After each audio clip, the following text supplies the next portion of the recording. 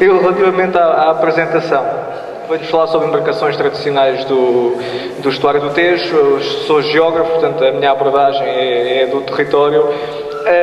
E, como todos sabem, as embarcações tradicionais do estuário do Tejo tinham como área de operação privilegiada o estuário do Tejo, ainda que de um ponto de vista sociocultural estejam ligadas sobretudo aqui ao arco ribeirinho do sul do estuário do Tejo, e daí o foco da minha apresentação. A ideia que vos venho de vender é que estas embarcações tradicionais constituem objetos materiais simbolicamente representativos de uma cultura ribeirinha, que conferem identidade a este território e que nesta acessão são passíveis de valorização sob uma dupla perspectiva, sociocultural e económica. Mas para compreendermos a importância destas embarcações, eu convidava-vos a viajarem comigo até ao início da segunda metade do século XX, quando estas embarcações tradicionais tinham um papel fundamental no funcionamento da economia da região do estuário do Tejo. E porquê? Porque asseguravam o transporte de mercadorias, a totalidade do transporte de mercadorias entre a região sul do país, a cidade e o porto de Lisboa. E transportavam basicamente tudo aquilo que havia para transportar, desde produtos agrícolas, produtos industriais transformados, enfim, materiais de construção, tudo aquilo que houvesse para transportar. Inclusivamente o lixo que era produzido na cidade de Lisboa era transportado em embarcações tradicionais para as lixeiras que existiam aqui na margem sul do estuário do Tejo.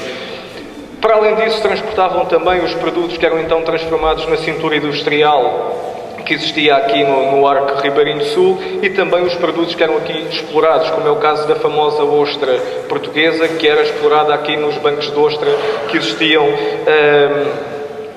aqui no estuário, na margem sul do estuário do Tejo. Esta intensidade de tráfego permitiu alimentar uma frota que atingiu as largas centenas de embarcações tradicionais, nas quais se incluíam naturalmente diferentes tipos de embarcações devido a dois motivos: as especificidades do processo de transporte e os condicionalismos que o estuário do Tejo impunha. Isto não era para ser assim, era para ser um gráfico ligeiramente diferente, mas no fundo mostra-vos a diversidade de embarcações tradicionais de carga que nós tivemos no estuário do Tejo. Não podendo falar sobre todas, vou-vos passar apenas algumas imagens de algumas destas embarcações. É o caso das faluas, embarcações de 2 mastros, que eram as mais rápidas que navegavam no estuário do Tejo. Os botes, existiam diferentes tipos de botes de fragata, botes de pinho, mas também os varinos, que eram embarcações, e temos ali em cima um varino, embarcações de fundo chato, característica que lhes permitia aceder aos portos de águas pouco profundas que existiam aqui no estuário do Tejo, na margem sul. As fragatas, que eram as embarcações de maior porte que navegavam no estuário do Tejo, e também as embarcações de pequeno porte, as chamadas embarcações miúdas, que é o caso das canoas dos catrais, que asseguravam aqui o transporte de pequenas mercadorias e também o transporte do peixe. Mas o desenvolvimento do sistema regional de transportes, incluindo a construção da ponte Marechal Carmona em Vila Franca de Xira e depois a construção da ponte 25 de Abril, terminou o declínio destas embarcações. É certo que elas foram sendo progressivamente abandonadas nas margens do estuário, enfim, foram morrendo, até que já na década de 80, sobretudo as câmaras municipais e as associações náuticas tiveram um papel determinante na sua recuperação e valorização como construtos culturais que são.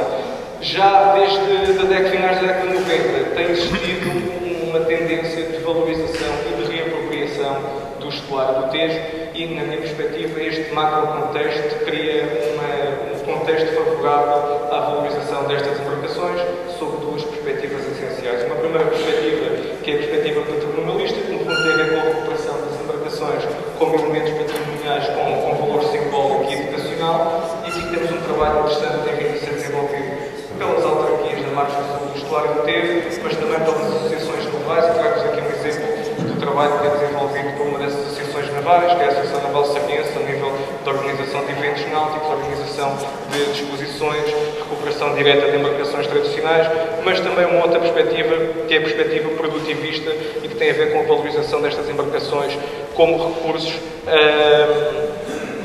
para o desenvolvimento de atividades económicas. E aqui há um trabalho importante a desenvolver, e na minha perspectiva podemos agrupar esta perspectiva de valorização em 4 grandes dimensões. Eu não vou ter tempo para falar sobre elas, mas a construção e reparação naval, as atividades turísticas, de recreio e lazer, as atividades de suporte e as atividades de marketing. São as 4 áreas económicas fundamentais de valorização destas embarcações, e em 5 minutos era isto que vos tinha para dizer. Muito obrigado pela vossa atenção e por me terem acompanhado.